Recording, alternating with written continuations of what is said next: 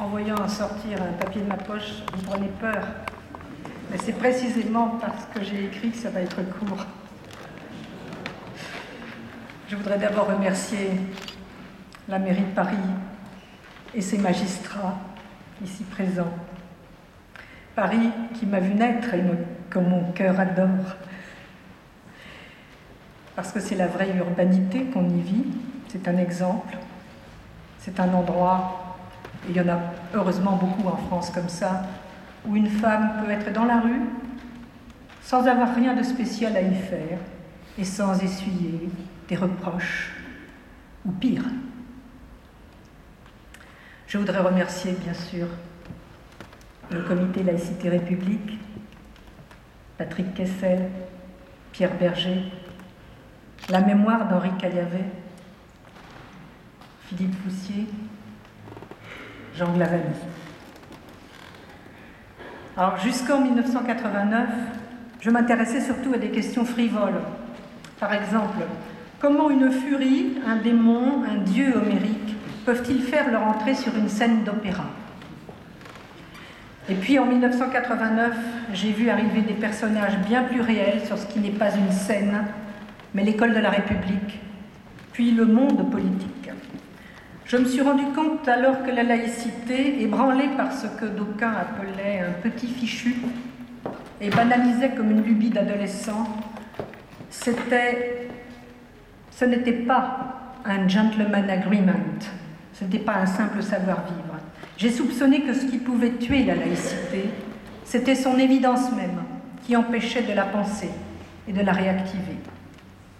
Avec Elisabeth Badinter, Régis Debray, Alain Finkielkraut, Elisabeth de Fontenay, j'ai alors participé à cette lettre ouverte à Lionel Jospin, que Jean Glavany a rappelé à l'instant, en faveur de l'interdiction du port de signes religieux à l'école publique. Puis très vite, il y a eu la fondation du comité Laïcité République, très très vite. Puis, on le sait, la loi a été votée. Et je voudrais aussi saluer Henri Pénard-Ruiz pour le travail qu'il a fait dans ce cadre.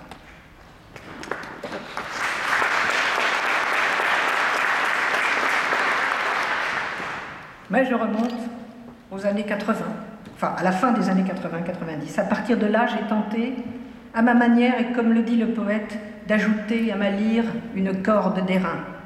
Plus modestement, de faire ce qui est dans mes cordes, de la théorie et de la théorie appliquée.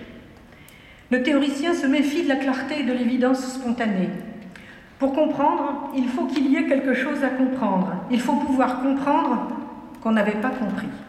Et il faut donc qu'apparaisse, clairement, l'obscurité.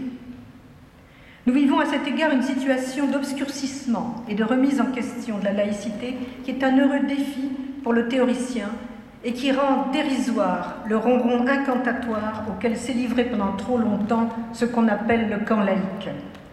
Il a fallu tenter de comprendre et d'élucider en restant au plus près du terrain, le terrain seul capable de lancer de tels défis, mais aussi de tester les théories une fois qu'on les a construites.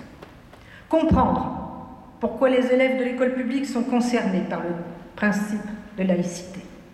Comprendre pourquoi on a le droit d'afficher un signe religieux dans un hôtel, comme sur la voie publique, et pourquoi réclamer qu'on s'en défasse dans ces situations-là voudrait aussi qu'on réclame la disparition des églises, des calvaires, et qu'on réclame le silence des cloches.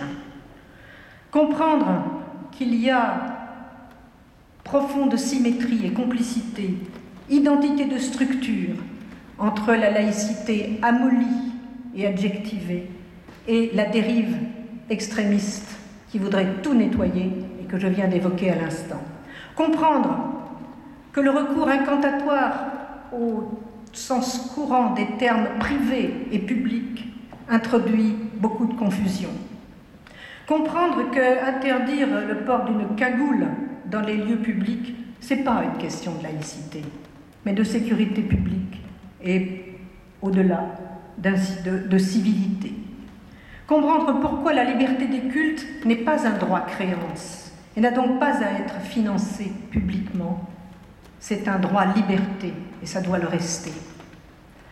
Comprendre pourquoi une maman reste une maman lorsqu'elle vient à un rendez-vous avec un professeur dans une école publique?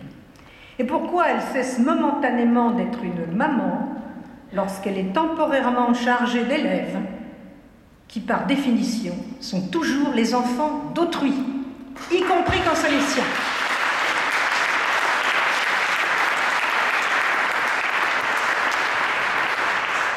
Cela, il y en a qui ne l'ont pas encore compris, ou, faisons-leur plus de crédit, qui font semblant de ne pas l'avoir compris, parce qu'ils refusent de penser que l'école doit offrir aux élèves une double vie.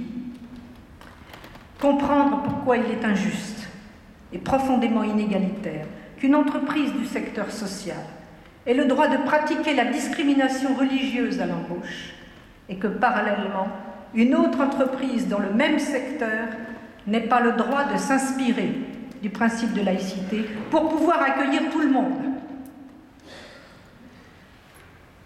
J'arrête là mon énumération. En de telles occurrences, tenter de comprendre, c'est aussi forger des armes. Oui, nous avons des problèmes de laïcité en France, mais nous avons aussi un problème avec la laïcité. Ce problème, ce sont nos états d'âme qui nous rendent perméables aux arguments compassionnels. Ce sont nos états d'âme qui nous rendent perméables aux sirènes de l'adaptation. En ajoutant quelques adjectifs bien pensants au substantif laïcité, elles souhaitent, ces sirènes, en abolir la substance. Comme si le concept de laïcité était épuisé et avait épuisé sa puissance libératrice. Ce problème, c'est que nous n'osons pas toujours penser à fond parce que nous croyons à tort qu'une théorie et des concepts, c'est abstrait, et que sur le terrain, ça ne sert à rien. Ce qui ne sert à rien, et qui est même souvent nuisible, c'est au contraire de dire que l'idée de laïcité est abstraite, et que c'est de la théorie. L'efficacité concrète de la laïcité s'apprécie aux libertés qu'elle rend possibles. Je ne suis donc pas venue m'excuser de faire de la théorie, je l'ai fait exprès.